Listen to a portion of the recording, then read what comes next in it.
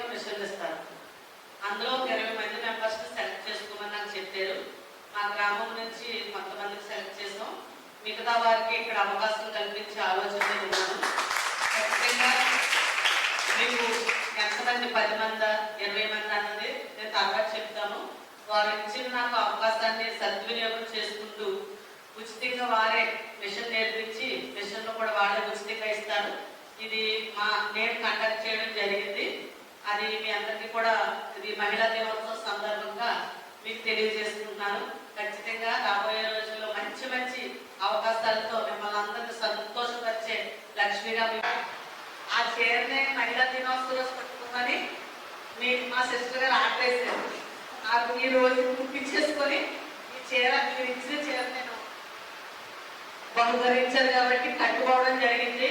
నిజంగా నేను చాలా అదృష్టవంతురాలని. చాలా మంది అండి చీరలు పెడతారు. నేను ఎవరు చిన్న స్థాయిలో కూడా పెట్టినా నేను కట్టుకుంటాను, హెచ్చించుకోను. ఎందుకంటే వారు ఎంతో ప్రేమతో పడతారు కాబట్టి అన్ని తగ్గించుకుంటాను. అందుకే దేవుడు ఇలాంటి బహుమతులు నాకు మీ అందరి ద్వారా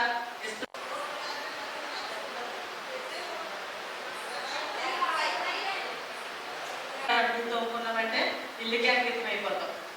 నిజంగా ఈరోజు మహిళా దినోత్సవం సందర్భంగా ఎంత గొప్ప ఈరోజు జ్యోత్స్న గారి సమక్షంలో ఎంత గొప్ప సెలబ్రేషన్ జరగడం చాలా సంతోషంగా భావిస్తున్నాను. మీ అందరూ కూడా మళ్ళీ మహిళా దినోత్సవ సంవత్సరానికి అందరూ మాట్లాడాలి. మీలో ధైర్యాన్ని నేను సరి చూడాలి.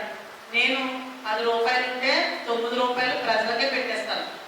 నేను దాచుకొని వేరేగా చేయాలన్న ఆలోచన నాకు ఎప్పుడు ఉండదు.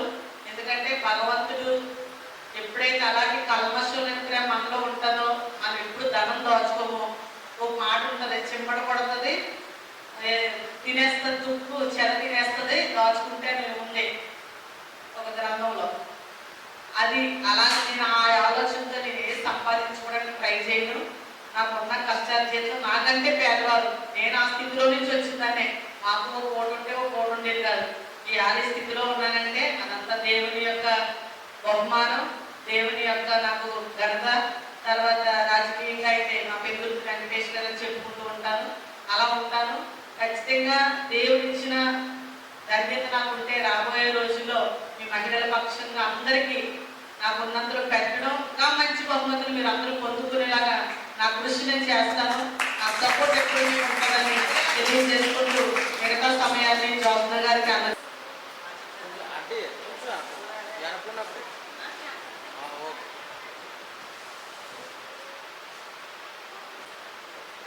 అలా లైన్ వేసేయండి, దగ్గర ఉన్నాను.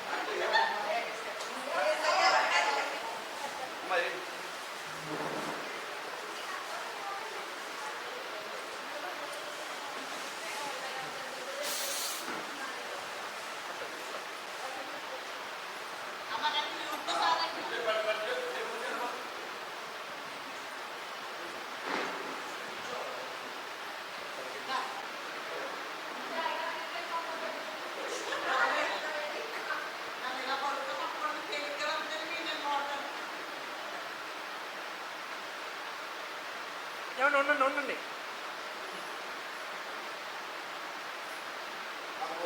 సాయంత్రం ఓకే అండి.